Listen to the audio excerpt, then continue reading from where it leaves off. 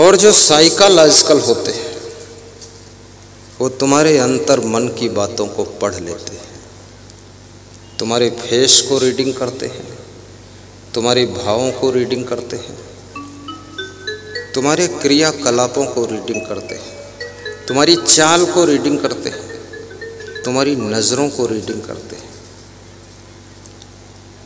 पढ़ने वाला चाहिए तो आंखें भी एक बहुत बड़ा शास्त्र है। पल पल आंखें नए अध्याय का परिचय देती है। आंखें तो वही रहती है पर देखने का ढंग बदल जाता है।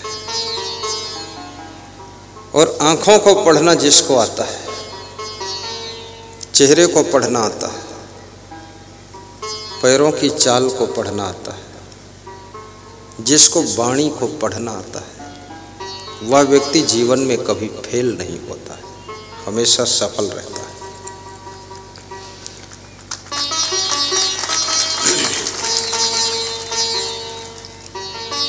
एक नेता से मैंने पूछा कि चुनाव में प्रचार कम कर रहे हो, खर्चा कम कर रहे हो, बात क्या है? बोले जनता का मूड पढ़ लिया। तो मैंने पूछा क्या पढ़ा? बोले हारना ही है, तो खर्चा करने से क्या फायदा?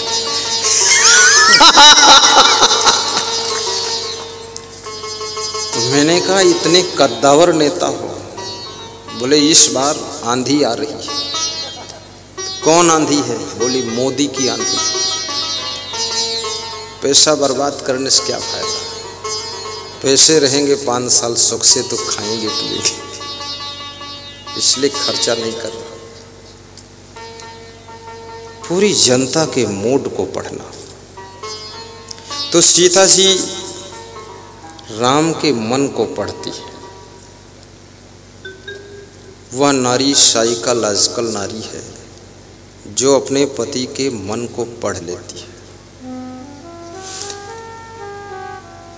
विशेष बुद्धिमान महिला है। वह महिला भी बुद्धिमान है जो पति के इशारे को समझती है, और वह बुद्धू है जो न इशारा समझती है न पति को पढ़ पाती है, और पति बताता है उसके उल्टा करती है। बड़ी खतरनाक है ये। ऐसे पति या तो जल्दी मर जाते हैं, या फिर बीमार रहते हैं, या फिर दुखी रहते हैं, या फिर चिंतित रहते हैं, या फिर घर से भागने का प्लान बनाते हैं।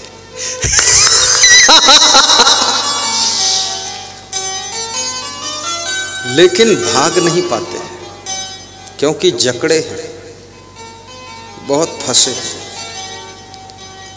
ऐसा कोई बिरले पति होगा जो 2-4 बार घर से भागने के लिए सोचा ना, तो भाग नहीं पाया, क्योंकि ये माया मोह का बंधन। ऐसी कोई बिरले महिला होगी जिसने जिंदगी में 2-4 बार आत्महत्या करने के लिए ना सोच लिया। घर से जब तंग हो जाती है महिला, सोचती है मर जाऊं तो अच्छा, लेकिन मरती नहीं, केवल कहती है, जिंदा रहती है। क्यों नहीं मरती है?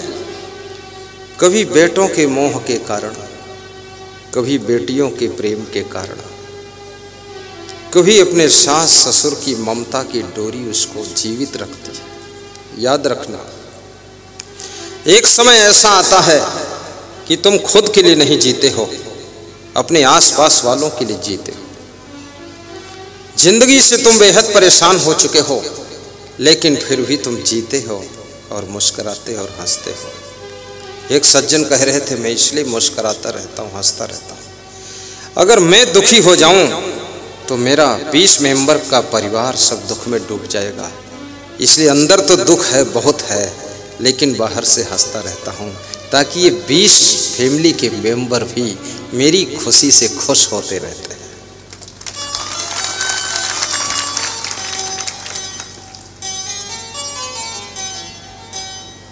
अपने साथ साथ दूसरों को भी ध्यान दो।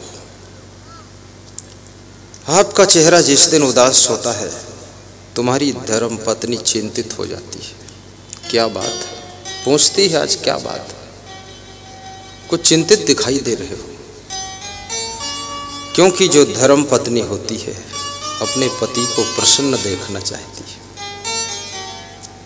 और जो श्रेष्ठ पति होता है अपनी पत्नी को हमेशा गुलाब के फूल की तरह मुस्कुराता हुआ देखना चाहता है।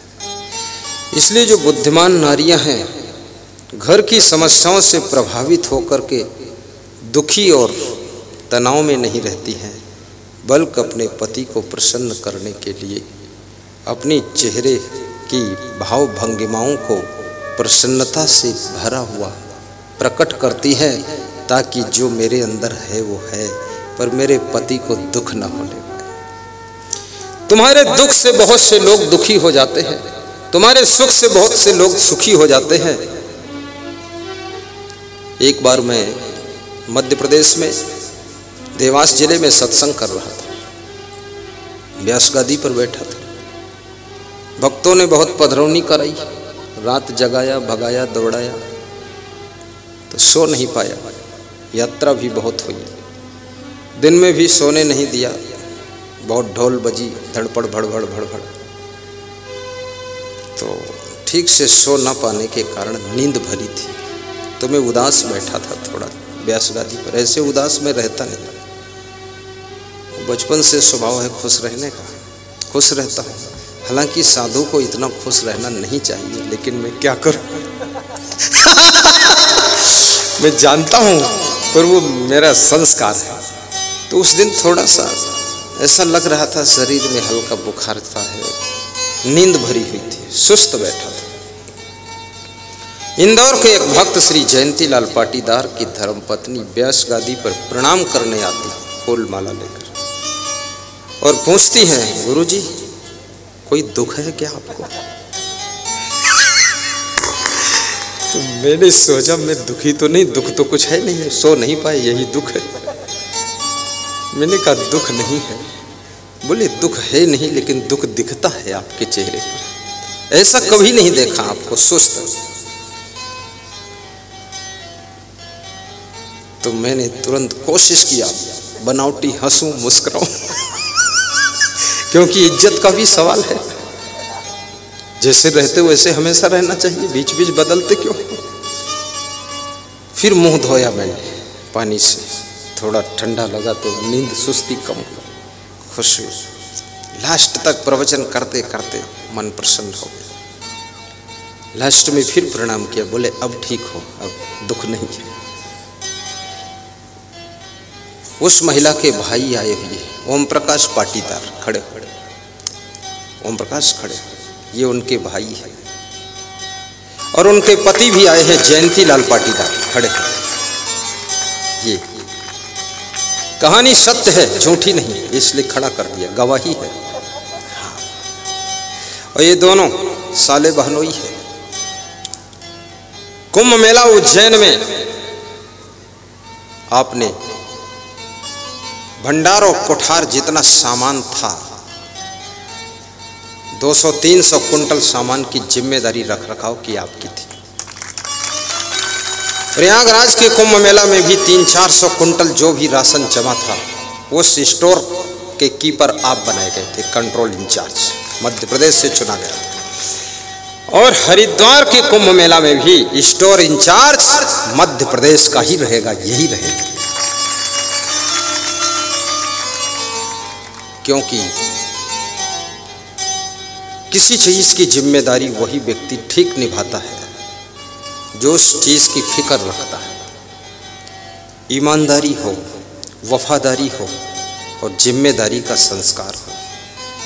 अन्यथा बोरी खोला डाल दो, उसमें दरवाजा खोला कुत्ते चाट रहे। ये कैसा इंचार्ज है?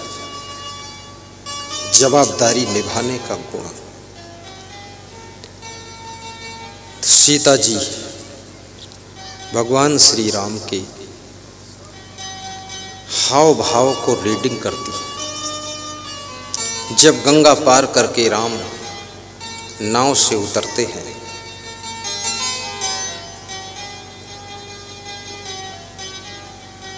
माँ सीता देखती हैं कि मेरे राम को संकोच में है, संकोच।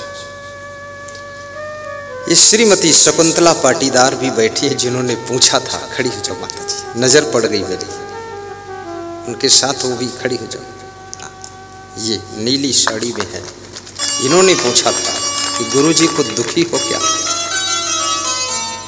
इनको कितनी मेरी फिक्र है कि गुरुजी हमेशा खुश रहना चाहिए।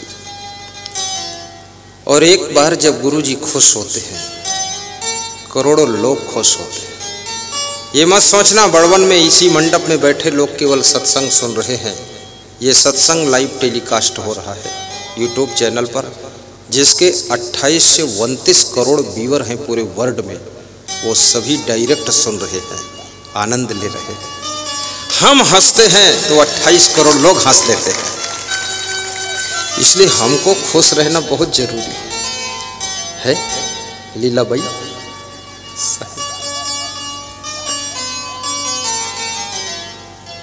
धन्य हो।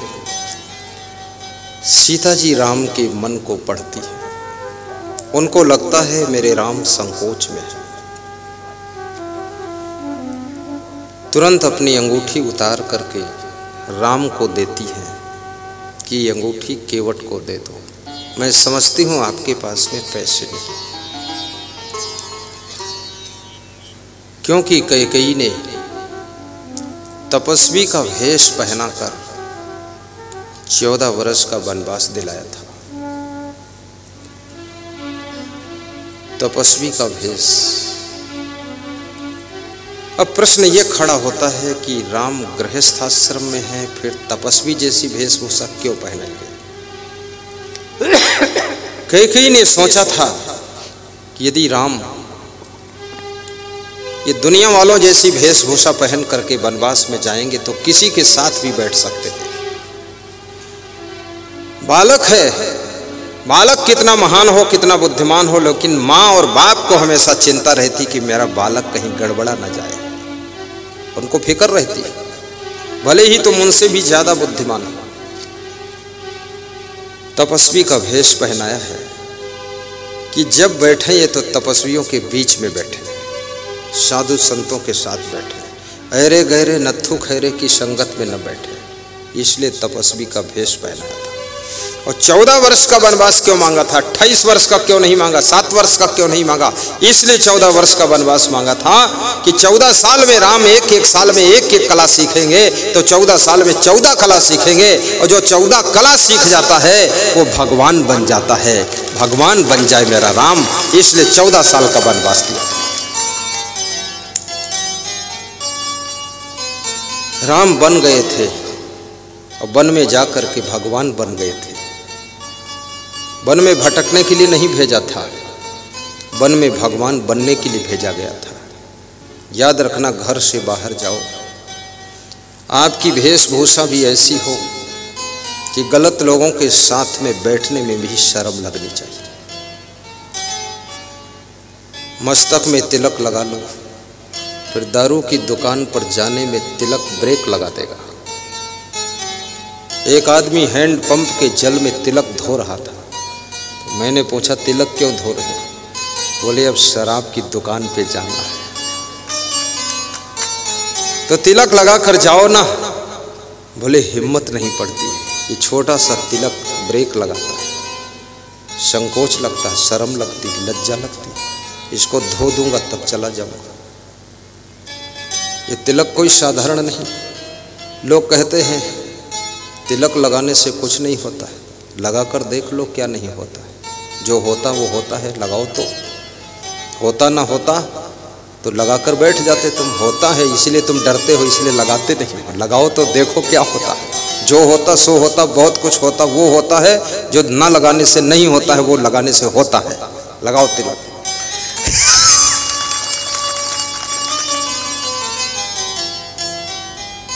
महिला मांग में सिंदूर भरती है, ये उसके पति की पहचान है। और जो कभी सिंदूर महीनों सिंदूर नहीं लगाती है तो समझ लेना इसको अपने पति के प्रति आस्था नहीं है। इसके न जाने कितने पति हैं, उन पति का पता ही नहीं है, इसलिए सिंदूर का भी पता नहीं।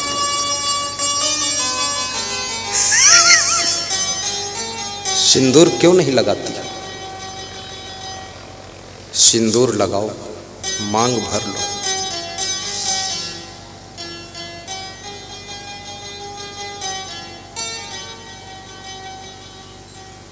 ये जिस तरह के मैं कपड़ा पहने, ये कपड़े भी